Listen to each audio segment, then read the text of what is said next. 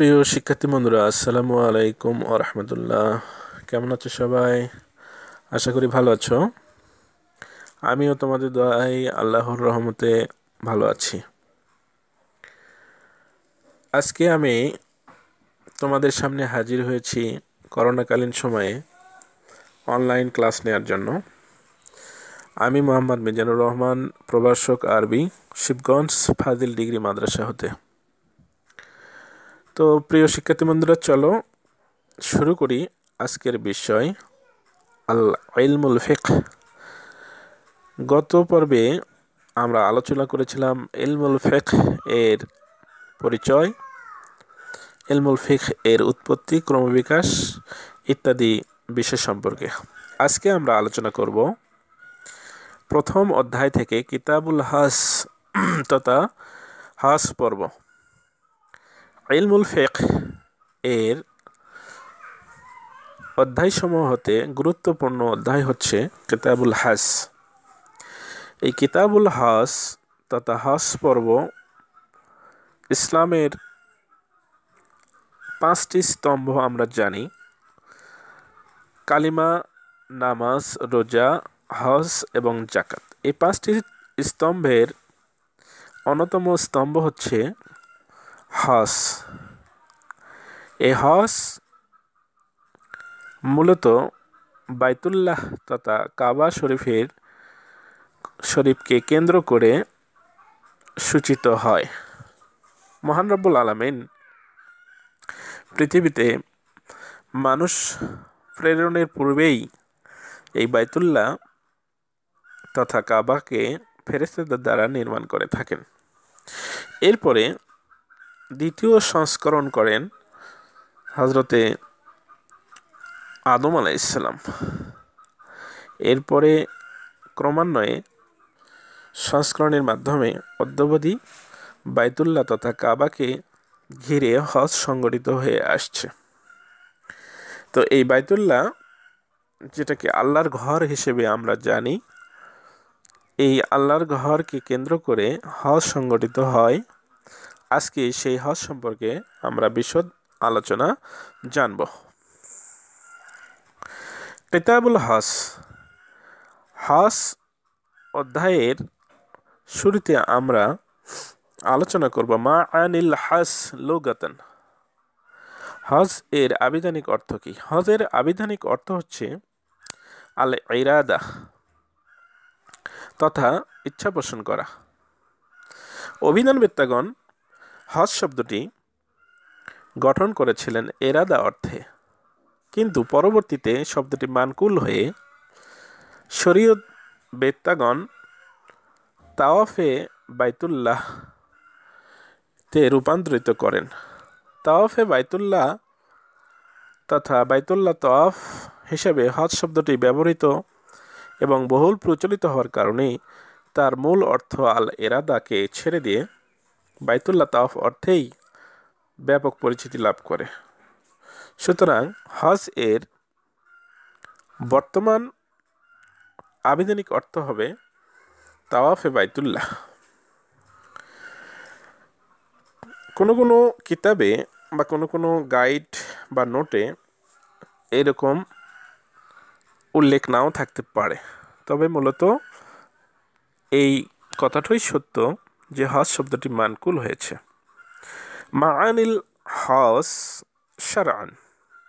হজের পারিভাষিক সংজ্ঞা। হজ বলা হয় নির্দিষ্ট সময়ে নির্ধারিত স্থানের জিয়ারত বা তাওয়াফ করাকে হজ বলা হয়। নির্দিষ্ট সময় বলতে হজের জন্য নির্দিষ্ট সময় বা তারিখ হচ্ছে জিলহজ মাসের 9, 10, 11, 12 এবং 13 তারিখ, এই 5 দিন। এই 5 দিন ব্যতীত যদি কেউ বাইতুল্লাহ তাওয়াফ বা জিয়ারত করে, সেক্ষেত্রে সেটা হবে নফল তাওয়াফ বা নফল ইবাদত, যাকে আমরা উমরা বলে অভিহিত করে থাকি। কিন্তু হজের জন্য এই 5 দিন নির্ধারিত। এই 5 দিনের মধ্যে হজের কার্য সম্পাদিত হয়। সুতরাং আমরা এভাবে বলতে পারি, জিলহজ মাসের 9, 10, 11, 12 এবং 13 তারিখের মধ্যে বাইতুল্লাহর জিয়ারতের নামই হচ্ছে হজ। কোনো কোনো বই বা গাইডে এরকম লেখা থাকতে পারে ইচ্ছা পোষণ করাকে হজ বলে। মূলত এটা ভুল। ইচ্ছা পোষণ অর্থটি অভিধানবেত্তাগণ সর্বপ্রথম যখন হজ শব্দটি তারা গঠন করেছিলেন তখন আল ইরাদা অর্থ ছিল। পরবর্তীতে শব্দটি মানকুল হয়ে তাওয়াফে বাইতুল্লাহ অর্থ গ্রহণ করায় তার মূল অর্থ থেকে সরে এসেছে। এখন আমরা এই বাইতুল্লাহ তাওয়াফের কতগুলো নিয়মকানুন রয়েছে, যার মধ্যে ফারাইজুল হজ অন্যতম। ফারাইজুল হজ হচ্ছে হজের ফরজসমূহ। হজের ফরজ 3টি। 1 নম্বরে আল এহরাম তথা এহরাম বাঁধা। নামাজের জন্য যেরকম আমরা নিয়ত করে থাকি, অনুরূপভাবে হজের জন্য এহরাম বাঁধাটাই হচ্ছে নিয়ত। এহরাম বাঁধতে হবে হজের দিন 9 তারিখের পূর্বেই তথা 8 তারিখ পর্যন্ত এহরাম বাঁধার সময়। এহরাম বাঁধার কতগুলো নিয়মকানুন আছে। নির্দিষ্ট পোশাক পরিধানের মাধ্যমে 2 রাকাত নফল নামাজ আদায় করে নিয়ত পাঠের মাধ্যমে এহরাম বাঁধতে হয়। দ্বিতীয় ফরজ হচ্ছে উকুফে আরাফা, আরাফার ময়দানে উপস্থিত থাকা। আরাফার ময়দানে অবস্থান করা হচ্ছে উকুফে আরাফা, যেটা সংগঠিত হয়ে থাকে জিলহজ মাসের 9 তারিখে। 3 নম্বর ফরজ হচ্ছে তাওয়াফে জিয়ারত তথা বাইতুল্লাহ তাওয়াফ। 10, 11 এবং 12 তারিখ, জিলহজ মাসের 10, 11 এবং 12 তারিখে এই 3 দিনের যে কোনো একদিন 7 বার বাইতুল্লাহ প্রদক্ষিণ করার নামই হচ্ছে তাওয়াফে জিয়ারত বা বাইতুল্লাহ প্রদক্ষিণ।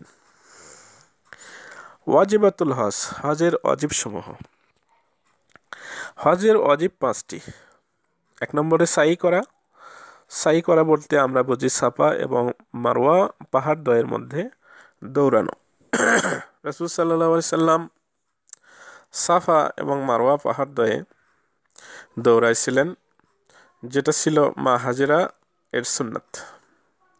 যখন ইসমাইল আলাইহিস সালামকে প্রসব করলেন এবং তার বুকের দুধ শুকিয়ে গেল, তখন পানির জন্য তিনি সাফা এবং মারওয়া পাহাড় দ্বয়ে দৌড়াইছিলেন। সেই সুন্নতকে টিকিয়ে রাখার জন্য এই সাফা মারওয়া পাহাড় দ্বয়ের মধ্যে দৌড়াইতে হয়। রাসূল সাল্লাল্লাহু আলাইহি সাল্লাম যখন হজ সম্পাদন করছিলেন তখন কোন পাহাড় থেকে প্রথম দৌড়ানো শুরু করবেন এরকম প্রশ্ন সাহাবীদের পক্ষ থেকে করা হয়েছিল।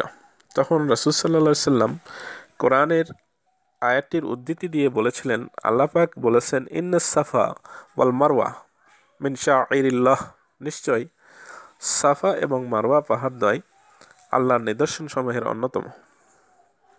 সুতরাং রাসূল উত্তর দিলেন সাহাবীদের প্রশ্নের, যেহেতু আল্লাহ পাক পবিত্র কালামুল্লাতে সাফা পাহাড় দিয়ে শুরু করেছেন, আমিও সাফা পাহাড় থেকে দৌড়ানো শুরু করব। তাই প্রথম দৌড়ানো শুরু করতে হয় সাফা পাহাড় থেকে। এরপরে দ্বিতীয় ওয়াজিব হচ্ছে মুজদালিফায় অবস্থান করা। উকুফে আরাফা তথা আরাফা অবস্থান করার পরে সূর্যাস্তের পূর্বেই মুজদালিফায় গমন করতে হয় এবং সেখানে মাগরিবের নামাজ কাজা করে ঈশার সঙ্গে একত্রে পড়তে হয় এবং ফজর পর্যন্ত সেখানে অবস্থান করতে হয়। এটা হজের দ্বিতীয় ওয়াজিব। 3 নম্বরে ওয়াজিব হচ্ছে তাওয়াফ। 3 নম্বরে ওয়াজিব হচ্ছে জামরায়ে কঙ্কর নিক্ষেপ করা। জামরা নামক স্থানে শয়তানের 3টি মূর্তি স্থাপন করা হয়েছে। একটা ছোট, একটা মাঝারি এবং একটা বড়। এই জামরাই কঙ্কর নিক্ষেপ করা হজের ওয়াজিব সমূহের অন্যতম। জিলহজ মাসের 11, 12 এবং 13 তারিখে জামরাই 3টি শয়তানি মূর্তিতে 49টি পাথর নিক্ষেপ করতে হয়। জিলহজ মাসের 11 তারিখে শুধুমাত্র বড় মূর্তিতে 7টি, 12 তারিখে 3টা মূর্তিতেই 321টি এবং 13 তারিখে ছোট মূর্তিতে 321টি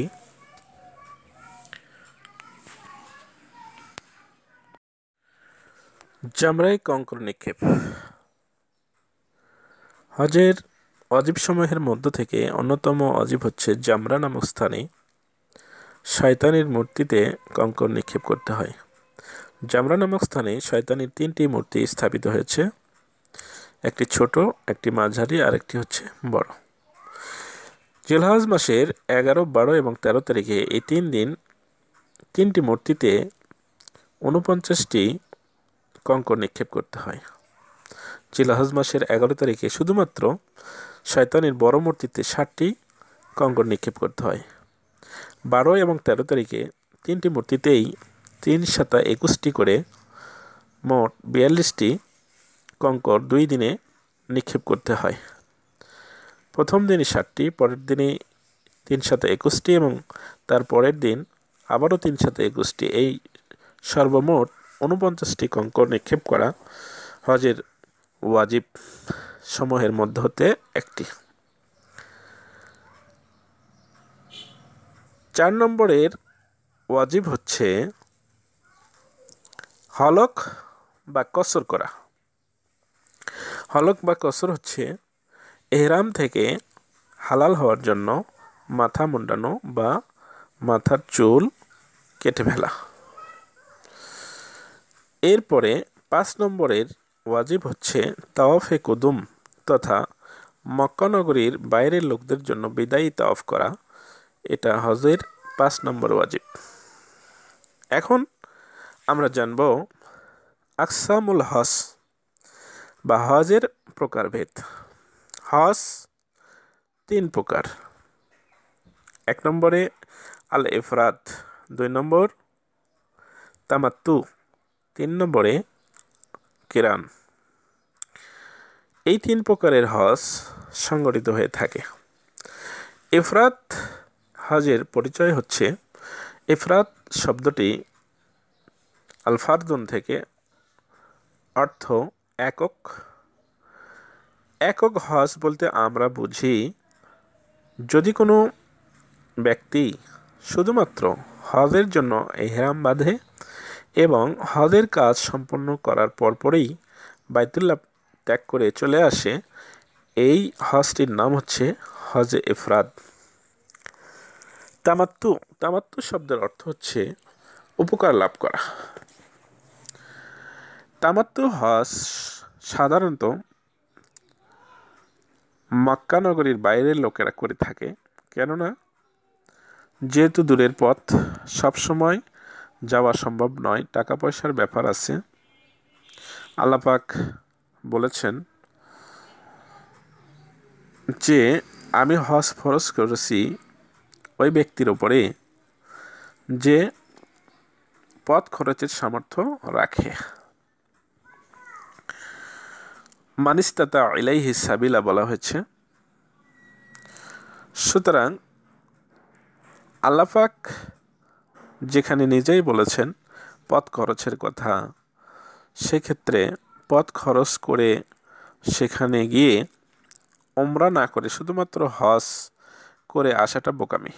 সেক্ষেত্রে হজের সঙ্গে অনেকেই ওমরা করে থাকেন।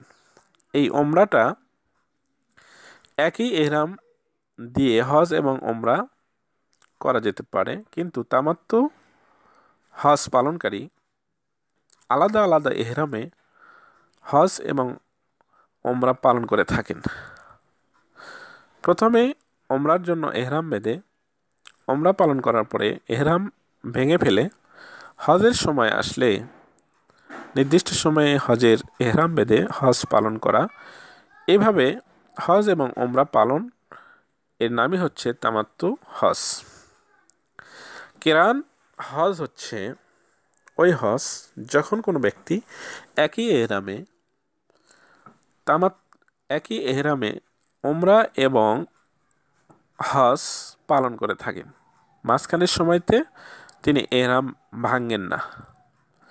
একই এহরামে সংযুক্ত হয়ে দুইটা কার্য সম্পাদন করা, ওমরা এবং হজ। যেহেতু কিরান শব্দের অর্থ হচ্ছে যুক্ত, সুতরাং কিরান ওই হজ যা একই এহরামে হজ এবং ওমরা পালন করা হয়ে থাকে। প্রিয় শিক্ষার্থী বন্ধুরা, আমরা আজকে যেটুকু জানলাম তা হলো হজের পরিচয়, হজের ফরজ ওয়াজিব এবং হজের প্রকারভেদ।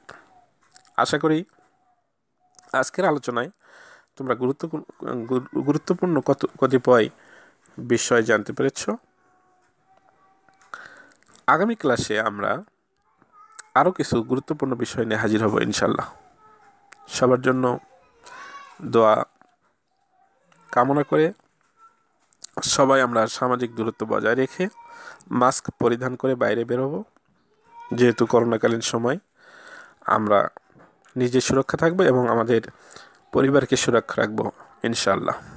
আল্লাহ সবাইকে হেফাজত করুক। আল্লাহ হাফিজ।